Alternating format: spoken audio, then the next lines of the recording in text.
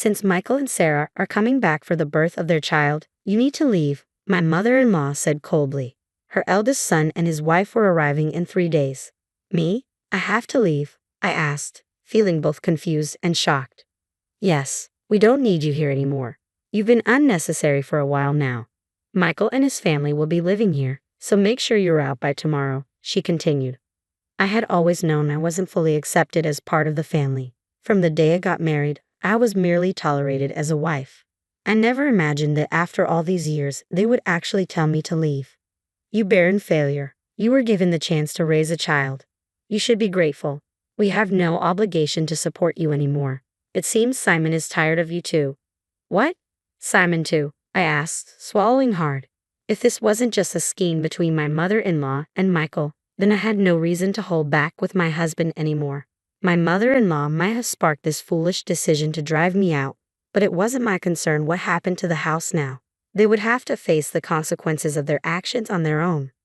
I'm Anna Thompson, 45 years old, residing with my husband Simon and mother-in-law in a bustling neighborhood near the station, offering excellent access to the city center. When we searched for a house, Simon, newly promoted to a managerial position, was quite discerning. Despite the steep rent, the ample space and number of rooms justified the expense. Simon, 8 years my senior and a divorcee, entered my life through a friend's introduction. His comforting kindness, typical of older men, reassured me, and after 2 years of dating, we tied the knot. Even after disclosing my infertility due to past illness, Simon's affection for me remained steadfast.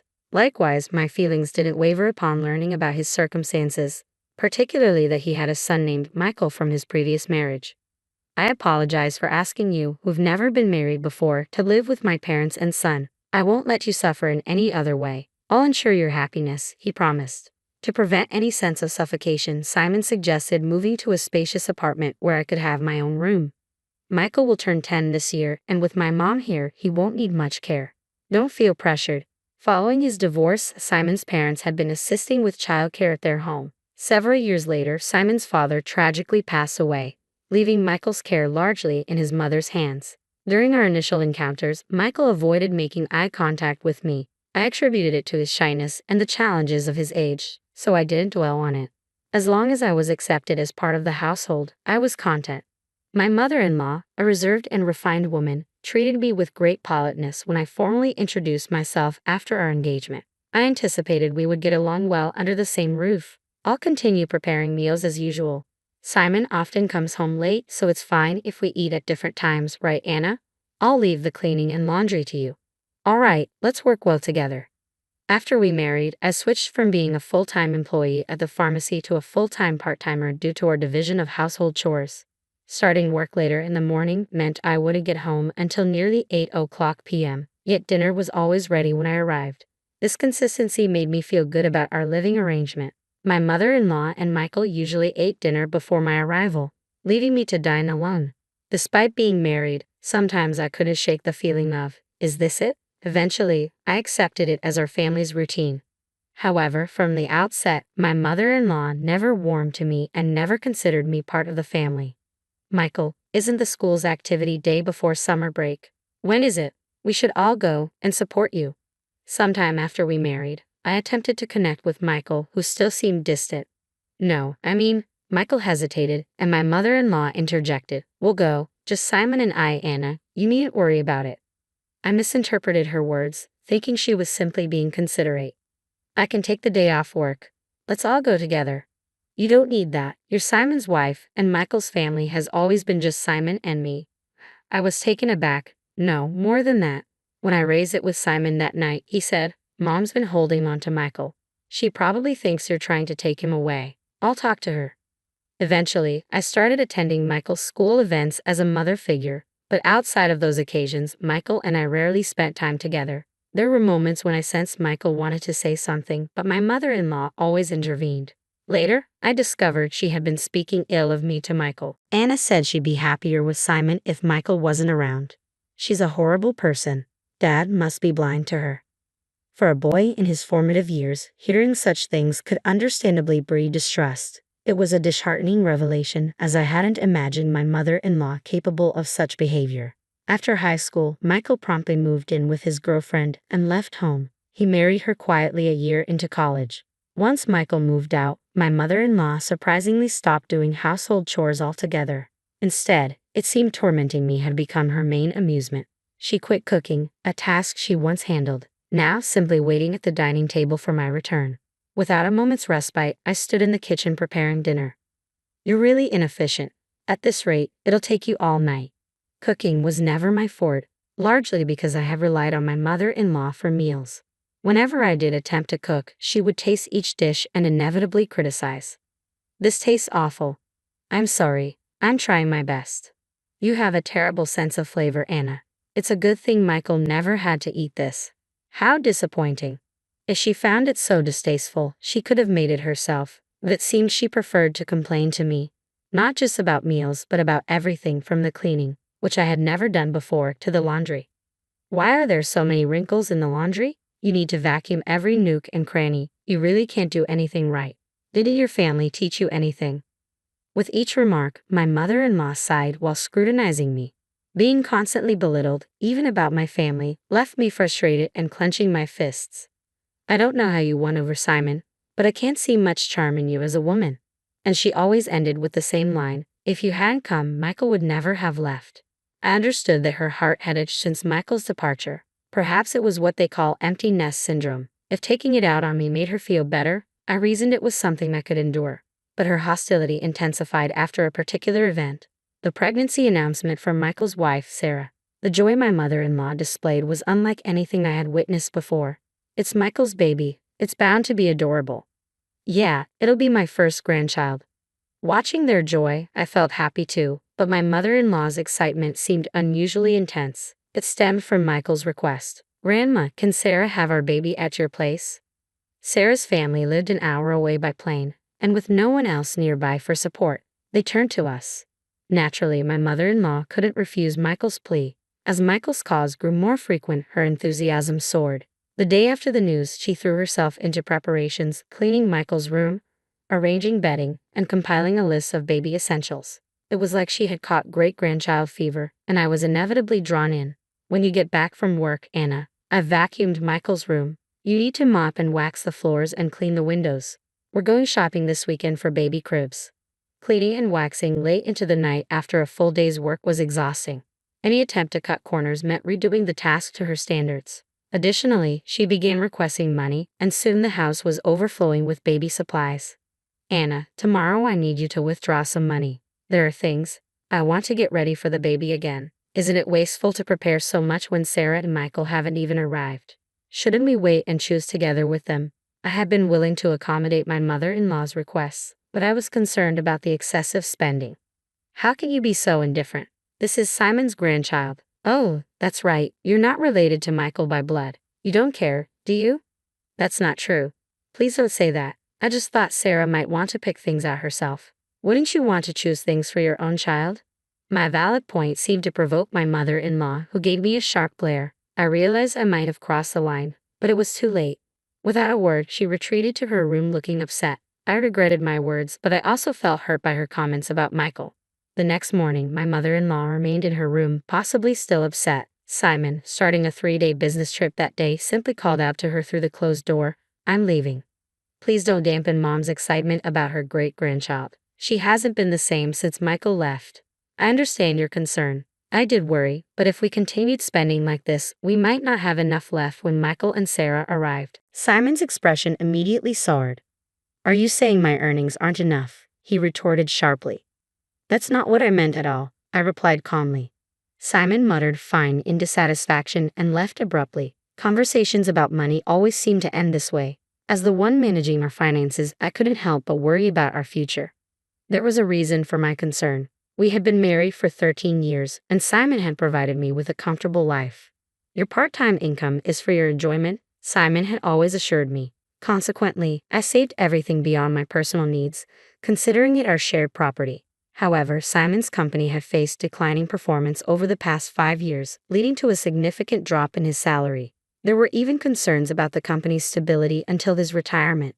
Despite this, Simon hesitated to change jobs, unwilling to relinquish his department head position for appearance's sake. especially in front of my mother-in-law.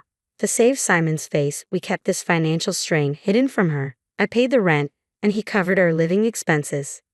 That evening, I left work early to apologize to my mother-in-law. When I arrived home, she was already seated at the dining table, waiting for me. I'm sorry about yesterday. I went too far, I apologize, hoping to mend things, but my mother-in-law didn't acknowledge my apology. Instead, she blindsided me with a demand. Since Michael and Sarah are coming back for a hometown childbirth, please get out, she stated in a chilly voice. Their return was scheduled in just 3 days. Me? I have to leave? I asked, bewildered and stunned. Yes, we don't need another mother figure anymore. You've been redundant for a while now. Michael and his family will be living here, so make sure you're out by tomorrow, she continued, her tone uncompromising. I realized then that I had never truly been accepted as part of the family. Since the day I married Simon, I had been treated merely as his wife. Perhaps I should have sensed something was wrong when Michael's return was announced for the birth. You barren failure. You were lucky to experience raising a child. You should be grateful. We have no obligation to support you anymore. It seems like Simon is tired of you too. What? Simon too? Yes, maybe he's found someone else by now, she sneered. I swallowed hard, feeling a wave of disbelief and hurt. Could this really be happening? Lately my relationship with Simon had grown strained. Was it possible I had been blind to a betrayal brewing under my nose? I recalled that until a year ago, Simon had never gone on overnight business trips. All right, I'll eat out tonight, I declared, grabbing my bag and stepping out of the house, feeling the need to calm my severely shaken heart and worries about my husband. As I walked, I attempted to call him several times, despite my mother-in-law's unsettling words, but he didn't pick up. Finally, I called his office and learned he had taken a few days off. Her accusations started to feel more plausible. Was he really away with another woman? Dark thoughts clouded my mind, and I found myself overwhelmed with emotion, tears streaming down my face. Stumbling along, I noticed the tavern near the station, a place we used to frequent when we first moved here. It's still here, I murmured to myself as I entered. Welcome. The tavern owner's expression briefly clouded upon seeing me, then he nodded in recognition. Did he remember me? Hey, long time no see. It's been about 8 years. My husband and I used to come here often. Yes, it's been a while. I remember you. I couldn't help but smile, feeling a sense of comfort wash over me. Could I get a beer and a mixed plate of grilled chicken, please? Of course. As I sat in the tavern, the owner's quiet demeanor hadn't changed. I took out my cell phone and the screen lit up, displaying a photo of us celebrating Michael's 18th birthday, both of us looking sharp in the suit we had chosen together. I longed for a closer family bond. Lost in thought, a waitress appeared with my beer and grilled chicken. The cold beer washed away some of the day's fatigue, making me wonder if I could really move out the next day. I quickly found a moving company available for the job and saved details of junk buyers as well. Changing my phone's screensaver oddly cleared my mind. The beer and grilled chicken tasted surprisingly good. I decided to sort through everything once I got home. As I left the tavern, I heard someone calling after me. Turning around, a young waitress from the tavern hurried toward me. Excuse me, are you Mrs. Thompson? I noticed the screensaver on your phone. Yes, that's me, I replied, surprised by the unexpected interaction. Your husband, he's having an affair with one of our staff members. Her youthful sense of justice was evident, so that was the look on the owner's face. My husband had been meeting with a longtime part-time female worker at the tavern, chatting the entire time and leaving together after closing when the place was quiet. It was disheartening and surreal. Despite the situation, I couldn't help but smile at her candidness. We exchanged contact information. I'll keep you updated if anything changes, she offered, providing a glimmer of support in my isolated state. My mother-in-law's words rang true. Perhaps because my mind was clearer, instead of sadness, I felt a rising anger within me. Might as well go all out and finish this. I had booked an appointment with one of the moving companies I had saved earlier. If it wasn't just a conspiracy between my mother-in-law and Michael, then I no longer felt the need to honor my husband. I found it foolish to be driven out, but it was my mother-in-law who had ignited this situation. Whatever became of the house now was no longer my concern. When I arrived home, I packed my belongings relentlessly until midnight. There was no hesitation. The moving company I had scheduled for exactly 2:00 p.m. arrived promptly. As we discussed, I'm moving out today. The movers are here, so I'll be taking everything I purchased myself. I wish you could erase every trace that you were here. Granting her wish, I emptied the house of all the furniture and appliances I had bought with my part-time job earnings, beyond the rent and basic living expenses. As I watched my possessions being loaded onto the truck, my mother-in-law started to panic. "Wait, Anna, what are you doing? If you take all this, how will we live?" "To leave no trace behind, I'm taking everything I purchased. You can start anew tomorrow." Suppressing a chuckle, I disregarded her protests and had everything removed. She argued vehemently with the movers, but there was nothing she could do. All that remained in the house were piles of baby items and her old dresser from before our marriage. "Well then, I bid you farewell," I said calmly, leaving her stunned at the table as I placed the keys down and exited the room. The movers held onto my belongings temporarily, and I decided to stay with a single collie for a while. That night, I slept soundly, feeling a sense of closure. It was a week later when I finally heard from my husband. I couldn't help but wonder if he was scheming with that other woman. While my husband was dragging his feet, I received a call from the young woman at the tavern. "I got a good shot, so I'll send it to you," she said. The photo she sent showed my husband engaged in conversation with another woman at the tavern, not much younger than him. Perhaps out of a sense of justice, the young woman had followed them after closing. There was also a picture of the two entering a hotel. Even in such circumstances, the cheating continued. Any remaining affection I had for my husband dissipated completely. I asked for the woman's name and arranged to have her address looked up the next day. After gathering all the evidence of the affair, my husband called. "Anna, where are you?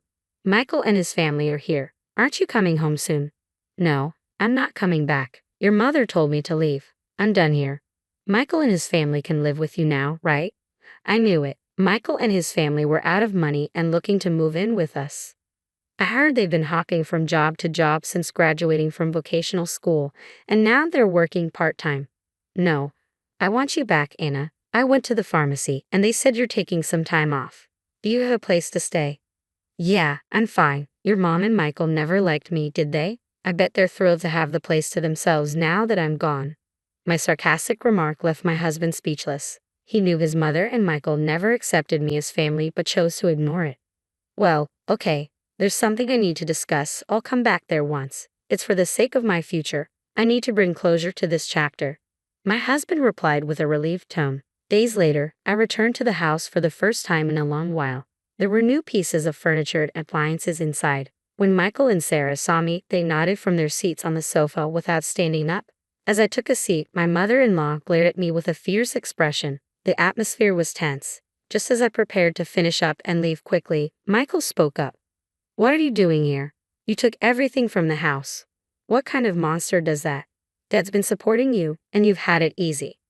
I sighed. "I took everything because I paid for it. I wanted to erase all traces of me, just as you wanted, right? But that's crazy, isn't it? There's no way you could afford all that just working part-time at the pharmacy." My husband still hadn't discussed this with his mother. When I glanced at him, he began speaking as if resigned to the situation. "We've been getting by on what Anna and I both earned for a while now. Then the things you took should be yours as well." Instead of my speechless husband, I decided to clarify. Simon's company has been struggling, and his salary has dropped. For the past 5 years, I've been covering what's been lacking. But even that wasn't enough. And now I'm paying our rent.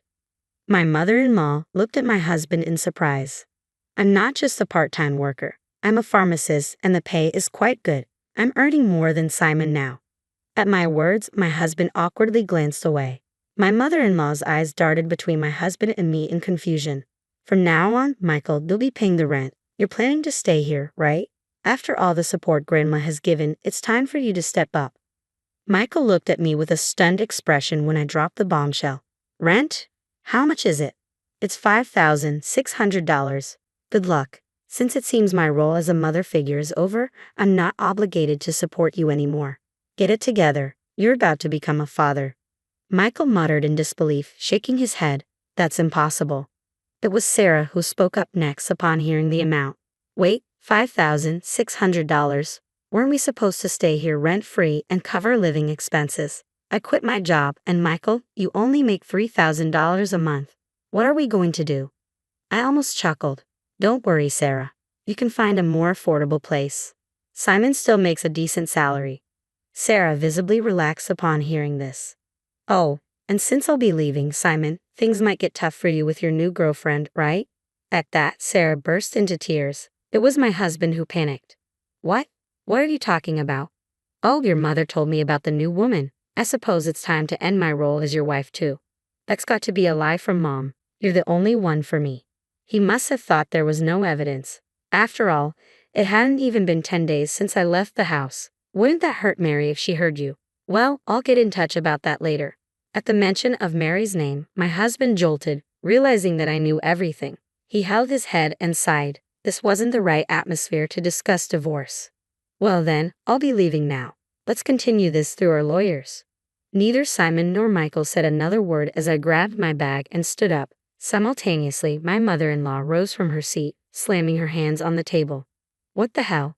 It's all your fault our home is falling apart. Instantly irritated, I retorted, you were the one who told me to leave. You're the one who claimed Simon had another woman and meddled in my relationship with Michael. It's all on you. Heat surged through me. I regretted not asserting myself more with Michael, holding back because of my mother-in-law. Michael has nothing to do with this. It's time for you to take responsibility. Simon is going through a rough patch. As his wife, you should support him. That's what family does.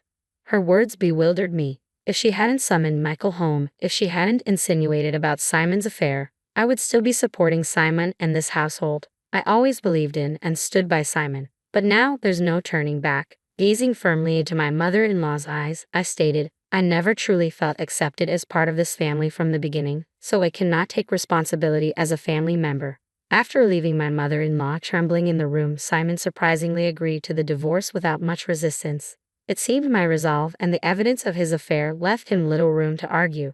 Shortly after, they began the process of moving out of the apartment. Michael and Sarah returned to their own place, opting not to live with my mother-in-law. Simon, on the other hand, seemed to be contemplating remarriage, but Mary was evidently upset about the alimony and his suggestion that she live with his mother. Rumor had it they were considering placing my mother-in-law in a care facility. It was sad to think they were ready to abandon her after all the love she had poured into her son and grandson. Perhaps she had fulfilled her role in their lives. If my mother-in-law hadn't intervened back then, if Michael and Sarah's return had been just for childbirth, perhaps we could have remained together. Despite the divorce, Michael eventually sent me an apology letter. He expressed regret for not being more open with me as a child, influenced by his grandmother's disapproval, and mentioned how much it meant to him when I attended his school events. Reflecting now, maybe I should have reached out more, tried harder to bridge the gap between us. Perhaps then, our relationship could have evolved differently. Even though our paths have diverged, I silently wish for Michael's happiness in life. Returning to my work as a pharmacist, I swiftly secured an apartment near my workplace. Feeling uneasy about keeping the furniture and appliances I had taken from the house, I arranged for them to be picked up and disposed of by a junk removal service. Life without the constant harassment from my mother-in-law is now peaceful and comfortable. For the time being, I intend to focus on my own happiness rather than anyone else's.